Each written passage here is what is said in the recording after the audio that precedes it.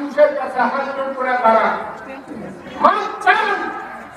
বাঙালির মন অত্যন্ত নরম, ইচ্ছা করলে আপনাকে মাফ করতে পারে, মাফ চায় নাই, এখনো চায় নাই।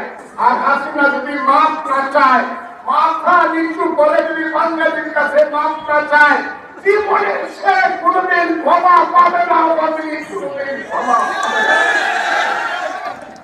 ও আপনি গায়ে করবো, আব্দুল হামিদ গায়ে করবো, আব্দুল হামিদের ভুল।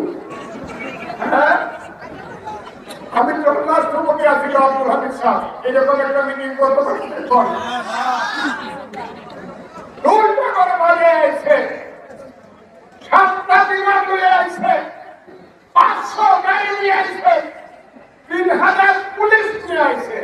লোক হয়েছে দেন কি বলেন, ঠিক না দেখি এরা লোক ঠিক না। এখন তো দিন, এই দিন না আরো দিন আছে, আমি বলছিলাম কিনা এই দিন না আরো দিন আছে। কই আছে আমি সবাই কই ছেলেরা কই? শুধু ফজলুর রহমান, আমি গৃহস্থের পুত, আমি কৃষকের ছেলে, কিন্তু রাজনীতি করে করে পৃথিবীর সমস্ত ইতিহাস ছেড়ে গেছে। আমি রাজনীতি শিখছি বলে আব্দুল হামিদের এখনো কিছুটা অস্তিত্ব আছে, তাহলে সমস্ত বাড়ি ঘরগুলো সাফ হয়ে যায়। আমি তো বলি না একটা আওয়ামী লীগের দল আমি বলি না, আমি আব্দুল হামিদ না, আমি ফজলুর রহমান সাধারণ মানুষ। আমি রাজনীতি করি মানুষের জন্য। আমি মানুষের চোখের পানি সহ্য করতে পারি না, আমি সন্তানের কান্না সহ্য করতে পারি না।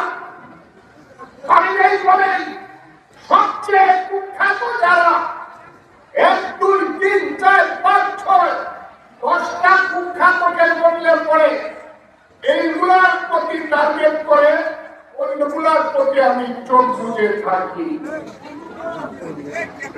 অন্যগুলোর প্রতি আমি চোখ বুঝে থাকি।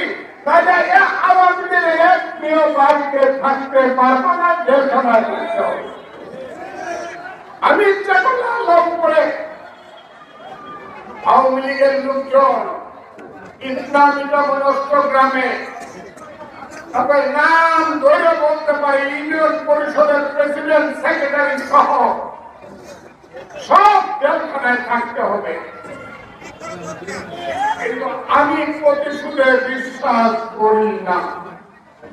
বিচার হবে হোক, প্রশাসন তাদের নামে বিচার করুন, এবং আমি চাইব সত্য বিচার করুন।